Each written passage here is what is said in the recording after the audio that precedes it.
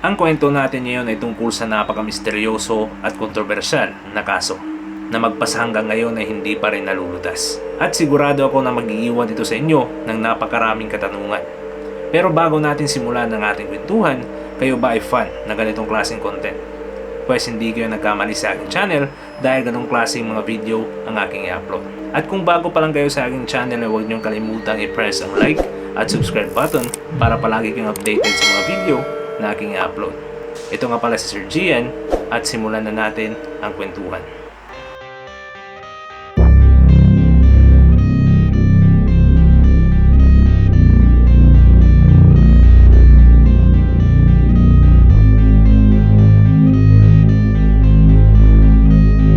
Ang babaeng nasa larawan ngayon ay si Elisa Lam. Siya ay pinanganak noong April 30, 1991 sa mainland ng British Columbia, which is ang Vancouver sa bansang Canada. Originally itong si Elisa ay isang Chinese dahil siya ay anak ng dalawang Chinese immigrants na nagpunta sa bansang Canada para maghanap ng magandang buhay. At dahil nga nahanap nila sa nasabing bansa ang magandang buhay na kanilang inaasam, ay dito na sila nanirahan sa Vancouver, Canada, which is dito na ipinanganak at lumaki itong si Elisa. Taong 2013 ang 21 anyos na si Elisa ay isa ng kolehiyala at sa maikling panahon na lang ipapasok na siya sa graduate school sa parehong paaralan na kanyang pinapasukan, which is ang University of British Columbia. Ayon pa sa mga nakakakilala dito kay Elisa, ay isa itong maganda, outgoing o palakaibigan at matalinong tao. Mahilig din itong si Elisa sa pagsusulat ng mga blogs na tumatalakay sa kanyang personal experiences at parte na rin sa fashion. Pero sa likod ng mga magagandang katangian na ito ay nagtatago ang isang malungkot na sikreto. Dahil itong si Elisa ay may pinagdadaan ng mental health illness na iilan lang ang nakakaalam, especially ang kanyang pamilya. Na-diagnose kasi siya na mayroong bipolarism at dahil dito ay nagkaroon din siya ng depresyon. Naging parte pa nga ng kanyang mga vlogs ang kanyang pagkikipaglaban sa mental health illness. At positibo siya na somehow malalampasan niya ito. Unang buwan pa lang ng 2013 ay pinaalam na nitong si Elisa na balak niyang mag-travel mag-isa sa mga katimugang lugar ng USA. At dahil dito ay nag-alala ang kanyang mga magulang, considering na alam ng mga ito ang pinagdadaanan ng kanilang anak. Pero nangako naman itong si Elisa na once nasa trip na siya, ay palagi niyang i-update ang kanyang mga magulang. So ibig sabihin nito ay tatawag siya araw-araw para ipaalam sa kanila ang kanyang kalagayan. Dahil dito ay nakumbinsi ang kanyang mga magulang at naisip din nila na kailangan ito ni Elisa para naman ito ay makapag-unwind at siguro ito ang makapagpapasaya sa kanya at kahit naman papano ay maibsan ang kanyang pinagdadaanan. Basta siguraduhin lang daw nitong si Elisa na panindigan ang kanyang palaging pag-update sa kanila.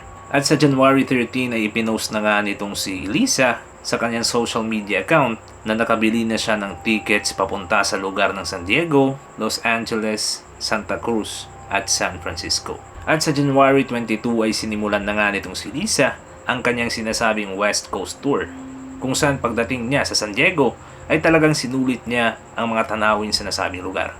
Partikular na ang sikat na zoo ng San Diego. Dito ay kumuha siya ng maraming litrato sa nasabing zoo at ipinost ito sa social media. Sa ilang araw na pamamalagi niya dito sa San Diego ay araw-araw din siyang tumatawag dito sa kanyang mga magulang as promised. Paglipas ng 3 araw ay umalis na itong si Elisa sa San Diego at sa January 26 ay nakarating na siya sa Los Angeles, California. At dito ay nag-check-in itong si Elisa sa Cecil Hotel. At sa mga ilang nakakaalam dito tungkol sa istorya ng Cecil Hotel ay alam nyo na rin ang misteryong nakapaloob dito. At sa mga hindi pa, ang nasabing hotel na ito ay merong madilim at nakakatakot na kasaysayan. Tulad na lang ng koneksyon nito sa Black Dahlia Murder o ang pagpatay sa dating aktres na si Elizabeth Short. Ito kasi ang huling lugar na kanyang pinuntahan bago pa mangyari ang karumal-dumal na pagpaslang sa kanya.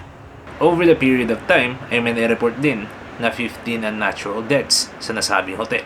At ang masaklap pa dito ay itinuring ito na tahanan ng 2 serial killers. At ito ay walang iba kundi ang Night Stalker na si Richard Ramirez at ang Austrian murderer na si Jack Unterweger. Although ilan lang sila sa mga pinakakilalang kriminal sa buong mundo. Well, actually, marami pang hindi kilalang kriminal at mga drug addicts na nanuluyan sa nasabing hotel. Naging kanlungan din ito ng mga taong problemado financially, to the point na hindi na nila ma-afford ang mas desente pang matutuluyan. So logically, ito na ang kanilang last resort or wala na silang ibang choice kundi manaluyan sa nasabing hotel. Siguro ay hindi alam nitong si Elisa ang madilim na kasaysayan ng nasabing hotel. At pagtingin niya sa mga booking sites ay napakamura o napakasulit ng presyo nito. Kaya nakapagdesisyon siya na doon pansamantalang manuluyan. Gaya ng kanyang pinangako ay tumawag agad siya sa kanyang mga magulang at pinalam nito na siya ay nasa Los Angeles na at naka-check-in sa isang hotel na ang pangalan ay Cecil. Ang napiling room nitong si Elisa ay isang shared room. So ibig sabihin nito, isa itong malaking kwarto na hindi lang isang higaan ang meron, kundi marami pa. Depende sa maximum size ng nasabing shared room. So kung ating iisipin, para itong isang boarding house. Pero ang panunuluyan nitong si Elisa sa nasabing shared room ay agad na naudlot dahil sa reklamo ng kanyang mga kasamahan sa nasabing room na itong si Elisa daw ay may kakaibang ikinikilos. Considering na itong si Elisa ay may pinagdadaan ng mental health struggles, ay hindi imposible na may masabi o may maobserbahan silang kakaibang ikinikilos nitong si Elisa. Kaya naman si Elisa ay nilipat sa isang room kung saan siya lang mag-isa ang nanunuluyan. Hanggang January 30 ay nakakatawag o nakakapag-update pa naman itong si Elisa sa kanyang mga magulang. Pero nagbago ang lahat noong January 31, ang petsa kung kailan magche-check out itong si Elisa sa nasabing hotel at para din bumiyahe papunta sa lugar ng Santa Cruz. Dahil nga matatapos na ang araw sa nasabing petsa ay agad nang tumawag ang mga magulang nitong si Elisa sa LAPD na agaran din namang umaksyon. Nagpunta rin ang mga magulang nitong si Elisa Lam sa Los Angeles para tumulong sa paghahanap dito sa kanilang nawawalang anak. Agad na nagpunta ang mga otoridad sa nasabing hotel para hanapin itong si Elisa. Kaya nga lang wala silang warrant sa paghalubhob sa mga room ng nasabing hotel. So ang ginawa ng mga kapulisan ay sa mga common grounds na lang sila ng hotel naghanap. Tulad na lang ng rooftop, lobbies, restaurant, etc. Pero hindi talaga nila nahanap itong si Elisa. Mga ilang araw bago ang pagkawala nitong si Elisa ay nakapag-upload pa ito ng kakaibang vlog kung saan nakasentro ito sa pagkawala ng kanyang cellphone at ang isa naman ay ang agresibong pagsunod ng hindi pa kilalang lalaki sa kanya. Di kalaunay isang tao ang nagbigay ng kanyang pahayag sa LAPD at ito ay si Katie Orphan. Isa sa mga taong huling nakakita kay Elisa Lam. At itong si Katie ay isang manager ng bookstore na nasa labas lang ng nasabing hotel. At ang pangalan ng bookstore na ito ay The Last Bookstore. So talagang napakalaking coincidence considering na napakastig din ng pangalan ng bookstore na ito. Sabi pa nitong si Katie ay bumili itong si Elisa ng mga libro at souvenirs na rin para dalhin sa kanyang pamilya bilang regalo. At dagdag pa nitong si Katie ay masayahin at palakaibigan itong si Elisa nung sila ay mag-usap nito. Noong February 14, mga ilang linggo na at hindi pa rin nahanap itong si Elisa, ay nakapagdesisyon na ang LAPD na mag-release ng isang kakaibang footage kung saan nangdoon itong si Elisa. Nakakuha pala ang mga otoridad ng isang elevator footage kung saan ipinapakita dito ang kakaibang kilos nitong si Elisa Lam. Makikita kasi dito na pinindot niya ang lahat ng elevator buttons. Pagkatapos nito ay paulit-ulit din siyang naglalabas-pasok sa nasabing elevator na para bang meron siyang iniiwasan. At ang huling clip ng nasabing video ay makikita nating parang may kausap itong si Elisa na di kalaunay umalis at hindi na siya nahagip ng nasabing CCTV. Ang footage na ito ay nakunan noong January 31, 2013. Ang petsa kung kailan nawala itong si Elisa Lam. Nang dahil sa video ito ay maraming nagsilabasang espekulasyon o mga teorya. Ang iba ay nagsasabi na baka sinumpong daw ng kanyang sakit sa pag-iisip itong si Elisa. Pero may iba namang nakapagsasabi na baka konektado ito sa mahiwaga o supernatural na pangyayari. Sa mismong araw din ng pag-upload ng mga otoridad ay hindi pa rin nakikita itong si Elisa. February 19, 2013. So mga 5 araw matapos i-upload ng mga otoridad ang nasabing CCTV footage ay may natanggap na reklamo ang management ng Cecil Hotel. At ito ay dahil sa kanilang water system. Ayon kasi sa ibang nag-check-in dito sa nasabing hotel, ay meron daw hindi kaaya-aya o masangsang na amoy ang nasabing tubig gripo. Meron namang nakapagsabi na pagbukas nila ng gripo ay maitim na tubig ang lumabas dito.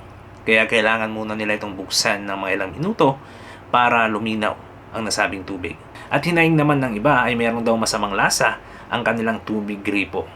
Kaya naman agad na tinawag ng management ang kanilang hotel maintenance worker na si Santiago Lopez, na agad namang pumunta sa rooftop para suriin kung bakit nagkaganito ang kanilang water system. Nang makarating na sa rooftop itong si Santiago ay inakyat agad niya ang naglalakihang tangke ng tubig. So para malaman niya ang rason kung bakit nagkaganito ang kanilang water system ay kailangan niyang buksan ang lid at tingnan ang loob nito. Pero pagdating niya sa ibabaw ng nasabing tangke ay nakabukas na ang nasabing lid at bumungad agad sa kanya ang napakasangsang na amoy na nanggagaling sa loob ng tangke. At nang tinignan pa niya ng maigi ang loob nito ay kinilabutan siya sa kung ano ang kanyang nakita. Nakita lang naman ni Santiago ang nakalutang at wala nang saplot na bangkay ng isang babae at ito ay si Elisa lang.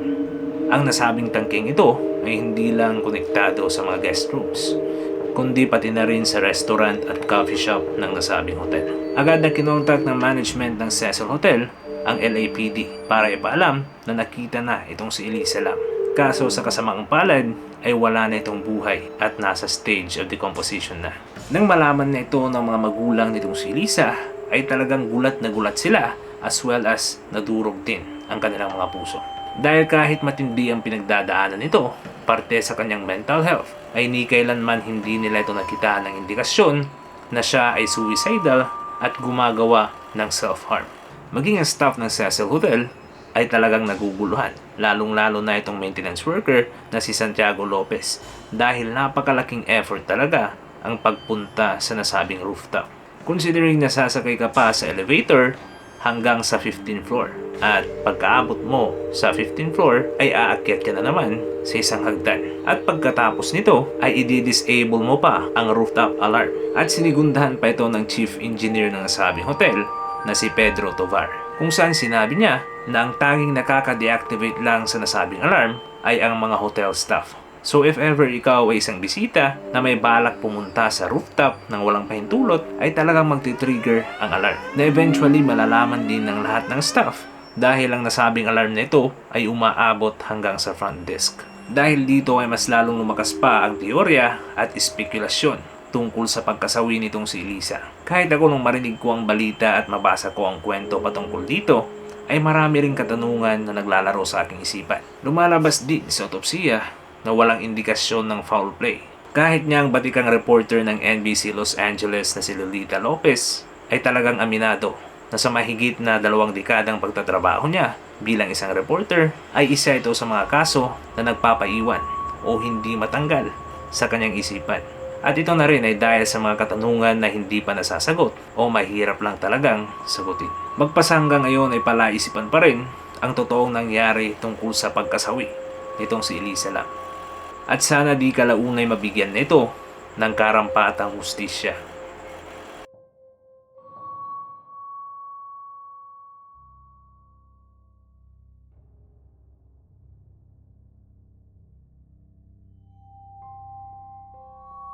At dun na nagtatapos ang ating kwentuhan. Kung iyong nagustuhan ang aking video ay huwag niyong kalimutang i-press ang like at subscribe button para palagi kayong updated sa mga contents na aking i-upload. Ito nga pala si Sir Gian at hanggang sa muli. Kita-kits.